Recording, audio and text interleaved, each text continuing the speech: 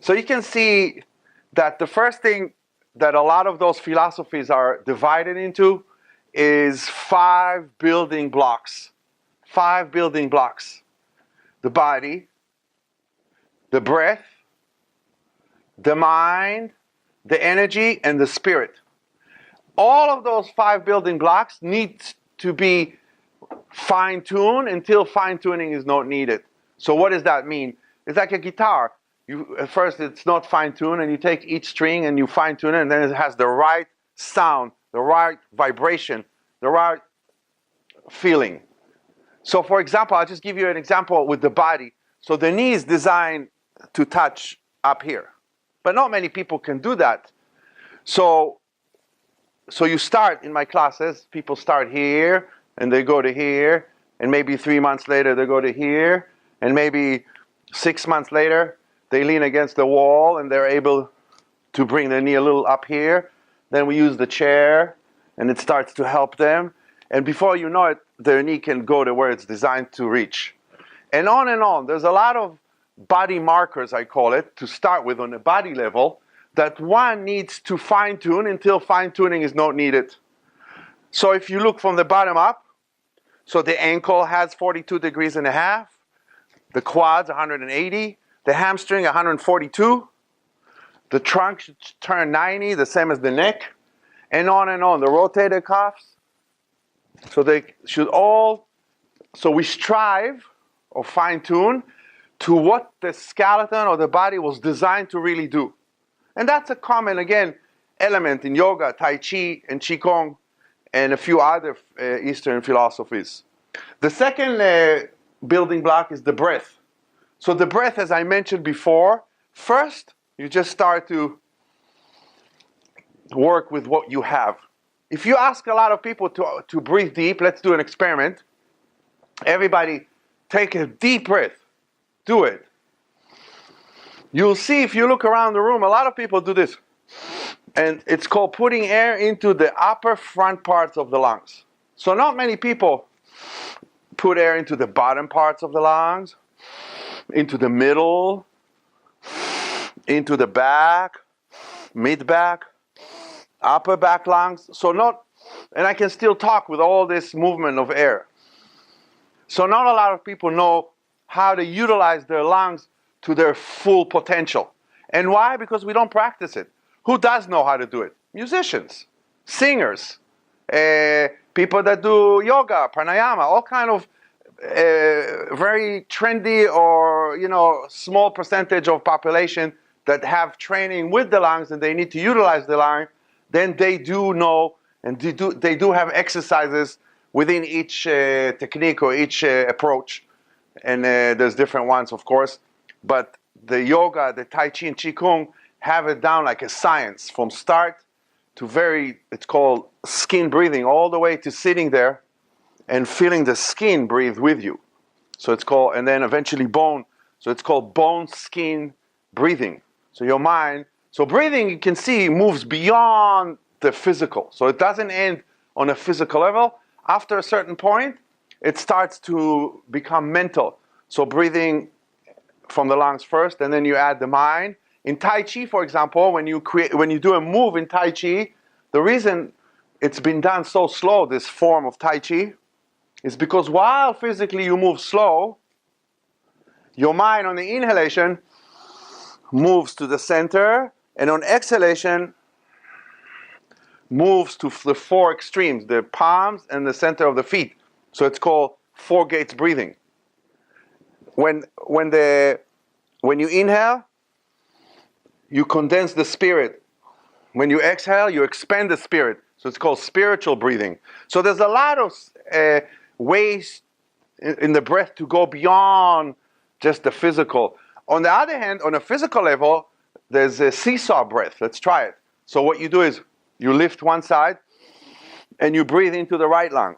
Then you exhale from that side, and then you try to breathe into the left lung. So by collapsing or closing one side of your lung, you open the other parts of the lungs, the other side, the other lobes, and air flows strongly into that area. So it's called seesaw breath. Of course, you don't do it 2 times, you do it 3 minutes. Yeah, but today it's just a taste. You just get a taste of everything. You don't get a whole meal. Sorry. After that, you say, "Oh, I like those dishes. I want to go eat more of it." So then you have to go to the class, and you have to be consistent. And over time, you see the results, the differences. So breath and mind, you can see at a certain point, they become one. So eventually, what you do is, if you do an exercise like what I talked about, put the leg up here. So that's body. Then with the breath, you focus the breath. And then for beginners, the mind focuses on the breath, like Zen. It's called Zen mind. So they go. Of course, in my class, I prefer that people hold to something. So I don't want them to also deal with the balance when they do body, breath, and mind. So enough to do body here, and you don't want to add the balance. Over time, you can also add the balance when you close your eyes. So you can see in the body, there's another element which is balance that Tai Chi is very strong, emphasize strongly. So mind, body, and breath all become in one motion, one movement. The fourth category is energy. So the energy is the same energetic system that the acupuncture stick their needles, that shiatsu try to affect with the pressure points, that some of the Chinese herbal industry, they try to affect the energetic system, Reiki, therapeutic massage, all kind of different styles work with this energetic system. The energetic system, according to the Chinese at least, have 12 rivers, 8 big reservoirs, which are energy centers, and a lot of ways to activate this system, to make it more cool, yin, to make it more warmer, yang, emotions, wisdom. So it talks about all those elements. And if you get my book, Sunrise or Sunset Tai Chi, you can find in chapter 2, it all talks about the energetic system. So the energy system is the fourth category. So for example, if I go back to that one exercise that I'm giving an example, the hip extension, or I call it the flamingo, because the flamingo, you'll see, will target the last building blocks, which is the spirit. So if I go to this, so body, my goal is to get this higher and higher.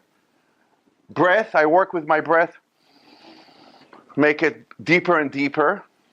The mind this time, because I'm adding the energetic system, visualize a healing energy ball 2 inches below the navel. So that's the first visualization that you practice when you practice visualization in Tai Chi or Qigong.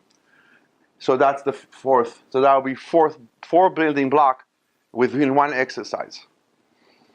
So this time the breath, my mind is monitoring the breath, but visualize a healing energy ball 2 inches below the navel. So that's called the lower energy center, or in Chinese, lower dantian. So that's 4 building blocks. And then the fifth one, which is very important, is while I'm standing there, I close my eyes, I monitor those 4 blocks, but at the same time, I need to evoke the spirit.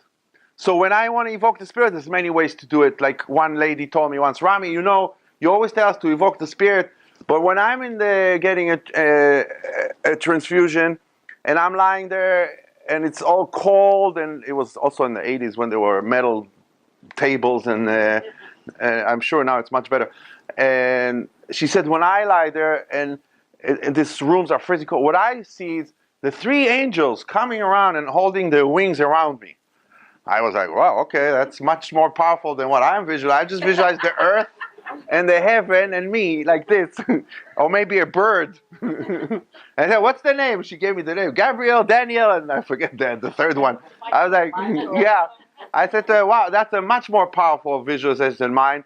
Keep at it. So it doesn't matter to me what you visualize spiritually, but just by closing your eyes, and for me, I work with the nature spirit, so I'm staying neutral. Doesn't matter to me religion and all this stuff. So I just visualize the earth, my energy center, and the heaven. It's called 3 forces unification: heaven, human, and earth. So that actually there's studies showing that evoke certain parts of the brain which is related to spiritual, which later is part of leading into positive hormone production from the pituitary gland and all this and that. So